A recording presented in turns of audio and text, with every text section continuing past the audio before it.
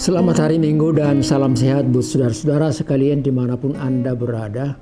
Terpujilah Tuhan Allah yang maha baik, yang senantiasa melindungi kita dari ancaman penyakit dan juga penderitaan yang lain, dan selalu memberikan kepada kita rezeki yang kita butuhkan hari lepas hari. Di dalam kasih karunia Tuhan, marilah kita dengarkan firman-Nya untuk hari ini, Minggu tanggal 17 Juli 2022, yang tertulis dalam kitab Injil Lukas pasal 19 ayat yang pertama hingga yang ke-10. Saya akan bacakan untuk kita semua. Demikian firman Tuhan. Yesus masuk ke kota Yerikho dan berjalan terus melintasi kota itu. Di situ ada seorang bernama Zakheus, kepala pemungut cukai, dan ia seorang yang kaya. Ia berusaha untuk melihat orang apakah Yesus itu, tetapi ia tidak berhasil karena orang banyak, sebab badannya pendek. Maka berlarilah ia mendahului orang banyak, lalu memanjat pohon ara untuk melihat Yesus yang akan lewat di situ. Ketika Yesus sampai ke tempat itu, ia melihat ke atas dan berkata, "Zakheus, segeralah turun, sebab hari ini aku harus menumpang di rumahmu." Lalu Zakheus segera turun dan menerima Yesus dengan sukacita. Tetapi semua orang yang melihat hal itu bersungut-sungut, katanya, "Ia menumpang di rumah orang berdosa." Tetapi Zakheus berdiri dan berkata kepada Tuhan, "Tuhan, setengah dari milikku akan kuberikan kepada orang miskin, dan sekiranya ada sesuatu yang kuperas dari seseorang, akan kukembalikan 4 kali lipat." Kata Yesus kepadanya, "Hari ini telah terjadi keselamatan kepada rumah ini, karena orang ini pun anak Abraham. Sebab Anak Manusia datang untuk mencari dan menyelamatkan yang hilang." Demikian bunyi firman Tuhan untuk kita, saudaraku yang terkasih.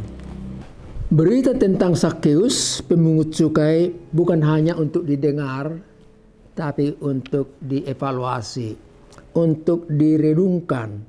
Apa artinya cerita Zakheus itu buat diriku hari ini, Juli tahun 2022. Siapa kita, di mana posisi kita, apa yang kita lakukan, itulah menjadi cermin bagi kita sewaktu kita mendengarkan cerita tentang Zakheus ini. Melihat orang lain dengan segala perbuatannya membuat kita menilai diri kita sendiri, di mana posisi kita, apa yang telah kita lakukan, dan bagaimana kita untuk selanjutnya di hadapan Tuhan. Zakheus bertemu dengan Yesus tempo hari, ribuan tahun yang lampau, tapi dari khotbah ini saya mau katakan, Tuhan Yesus ketemu dengan kita seperti Zakheus tempo hari, ketemu dengan kita hari ini. Saudaraku yang terkasih, Tuhan Yesus berbuat baik untuk kebaikan semua orang. Semua orang.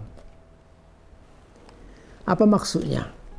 Kalau kita simak Injil Matius pasal 9 ayat 35, di situ dikatakan, "Demikianlah Yesus berkeliling kota dan desa. Ia mengajar dalam rumah-rumah ibadat dan memberitakan Injil kerajaan sorga serta melenyapkan segala penyakit dan kelemahan." Mari kita singkatkan ayat itu. Yesus melakukan 3 hal. Mengajar, memberitakan Injil, dan menyembuhkan. Mengajar, memberitakan Injil, dan menyembuhkan. Teaching, preaching, and healing. Itulah pelayanan holistik. Tuhan Yesus melayani untuk totalitas kebutuhan hidup dan keselamatan manusia. Dia mengajar supaya orang menjadi cerdas dan pintar. Dia menginjili supaya orang tahu siapa Tuhan Allah dan beribadah kepada Dia. Dan dia juga menyembuhkan supaya orang sehat badannya dan karena itu sehat rohani dan jasmaninya. Saudaraku yang terkasih, gereja-gereja kita sekarang ini meneruskan bentuk pelayanan yang kita sebutkan barusan. Gereja mendirikan sekolah-sekolah mulai dari TK, SD, SLTP, SLTA, sekolah kejuruan, bahkan sampai ke universitas.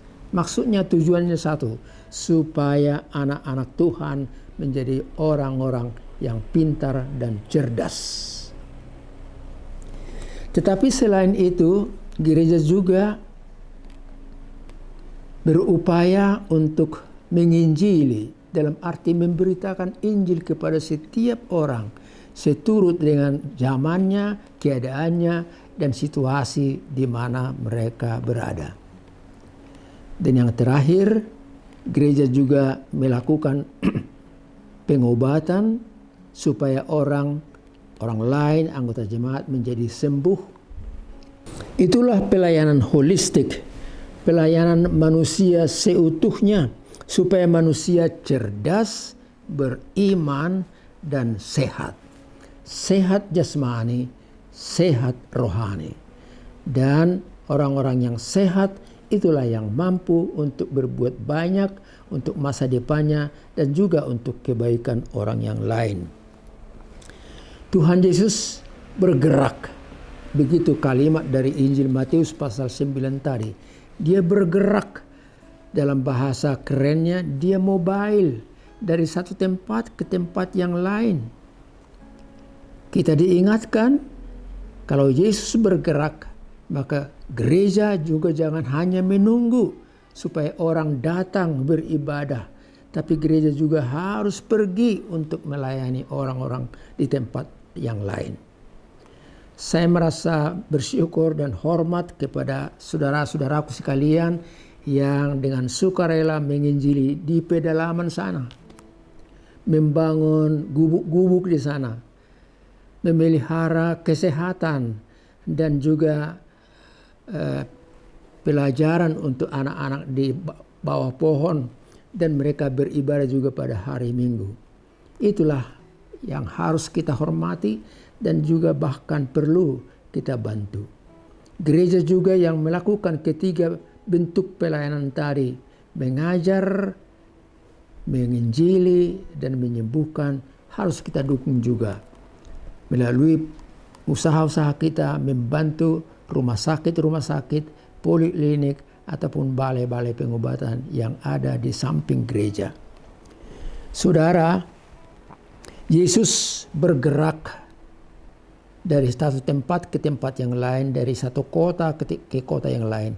Dan pada nas ini dikatakan Yesus tiba di kota Yeriko, kota tempat pusat pemungutan cukai bagi setiap warga melalui usaha-usaha yang mereka lakukan, dan pajak itu atau bea cukai itu nanti dikirim untuk kebutuhan dari pemerintahan penjajah Romawi. Sewaktu Yesus di kota Yeriko, banyak sekali orang yang datang, banyak yang berkumpul.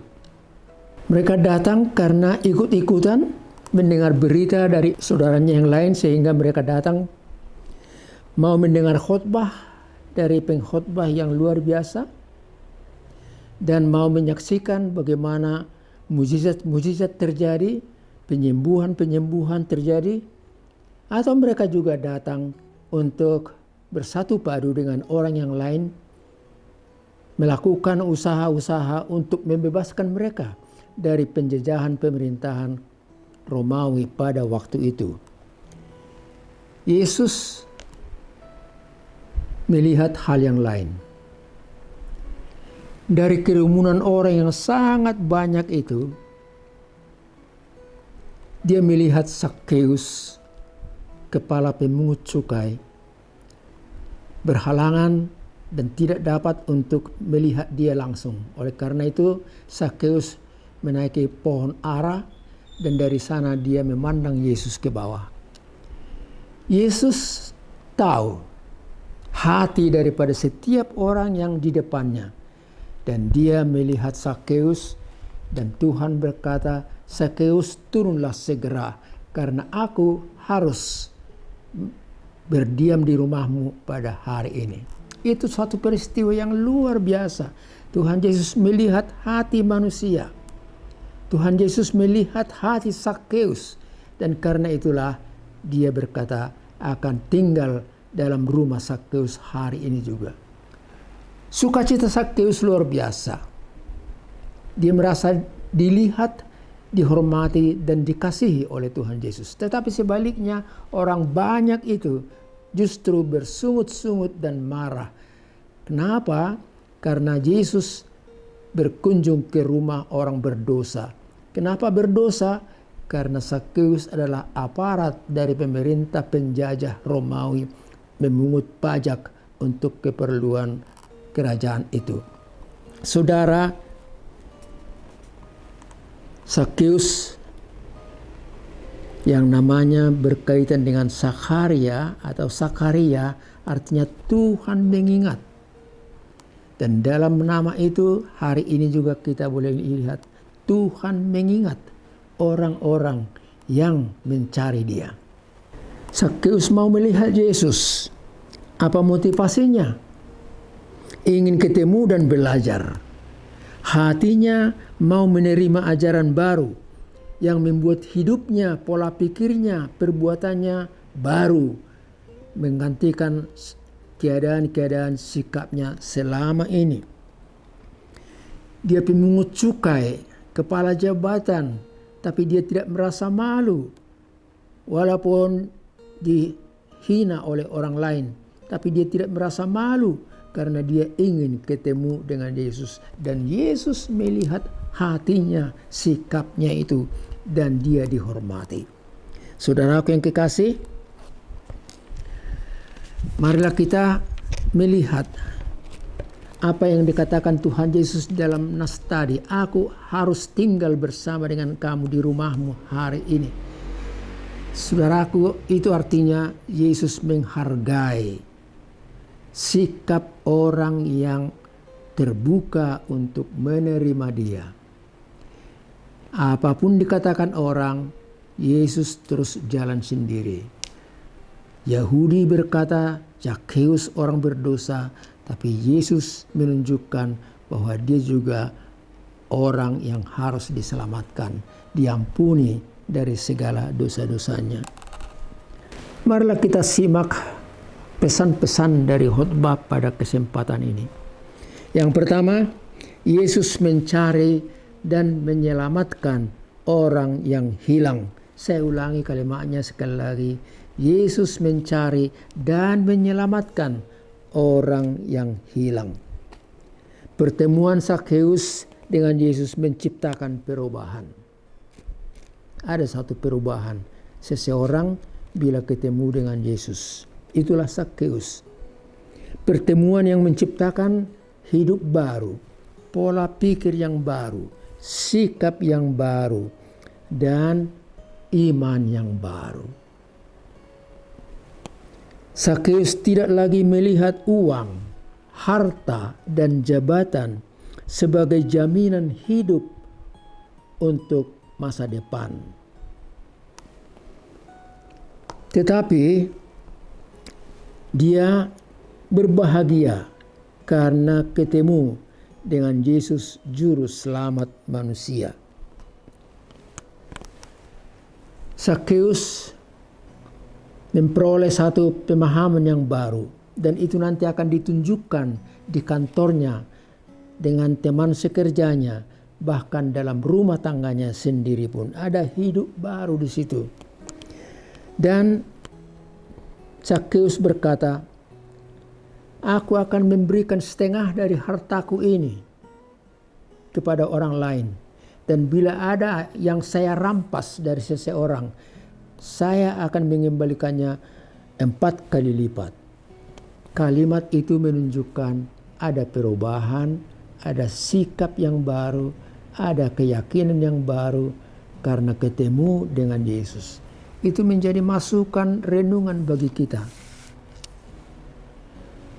Saulus yang ketemu dengan Yesus tatkala dalam perjalanan dari Yerusalem menuju Damaskus, Saulus berkata, "Siapakah engkau Tuhan?" Dan Yesus berkata, "Akulah Yesus yang selalu kamu kejar-kejar." Karena itu Saulus yang berubah nama menjadi Paulus. "Apa yang hendak kamu lakukan seturut dengan kehendak-Mu Tuhan? Apa yang harus saya lakukan?" Satu perubahan yang baru, sikap yang baru, dan kemauan yang baru untuk Tuhan. Saudara, tatkala Zakheus berkata, "Aku akan memberikan hartaku kepada banyak orang, dan bila ada yang saya rampas, aku akan kembalikan 4 kali lipat." Ada satu hal yang sangat menarik dalam dialog itu. Apa itu? Tuhan Yesus tidak menanya, "Oh Zakheus, kalau begitu berapa jumlah yang akan kamu hadiahkan?" Tuhan Yesus tidak menanyakan hal itu. Tapi dia bersuka cita melihat hati Zakheus yang telah berubah dari pola pikir dan pola sikap selama ini. Karena Yesus tahu dengan sikap yang baru itu, Zakheus telah memperoleh sikap baru tentang keselamatan hidup. Bukan lagi didukung oleh harta, kekayaan, dan jabatan, tetapi oleh iman percaya kepada Tuhan. Saudara, marilah kita belajar dari sikap Zakheus tadi. Zakheus mau memberi dan menjadi masukan kepada kita. Apakah kita juga bersedia dengan sukacita memberi kepada orang lain? Hidup bukan hanya menerima, tapi hidup ini juga berarti bila kita memberi. Sebagaimana Tuhan Yesus memberikan hidupnya untuk Anda dan untuk aku, untuk dunia ini, demikianlah kita dalam bentuk yang lebih sederhana dan praktis mau memberi untuk kepentingan, untuk sukacita dari orang yang lain. Marilah kita bertolong-tolongan selagi masih ada waktu, selagi masih bisa. Demikian Paulus dalam suratnya kepada Galatia berkata. Saudara, saya akhiri renungan ini dengan pesan yang kedua. Yesus datang mencari dan menyelamatkan orang yang hilang. Yesus datang mencari dan menyelamatkan orang yang hilang. Hilang bukan berarti hanyut di sungai yang deras atau di laut yang dalam. Hilang berarti jauh dari Tuhan. Hidup sesuka hati, tidak ada aturan. Anak yang hilang, kalau kita baca Injil Lukas pasal 15 ayat 11 sampai 24, di situ dikatakan dia hilang karena menjauh dari orang tuanya, dari bapaknya, dan dia hidup berfoya-foya menuruti hawa nafsu dan keinginannya. Syukur pada satu waktu dia menyadari siapa dia, di mana dia berada, dan apa yang harus dia lakukan. Dan dia akhirnya kembali kepada bapaknya, mohon ampun, dan dia diterima dengan baik. Saudara, domba yang hilang bukan berarti domba itu mati atau tidak dapat dicari lagi. Tapi domba yang hilang itu ialah domba yang melangkah seturut dengan instingnya, kemauannya, dan menjauh dari teman-teman yang lain. Tetapi syukur gembala yang baik itu mencari dia terus sehingga dapat dan menyatukannya dengan kawanan domba yang lain untuk masuk dalam kandang itu.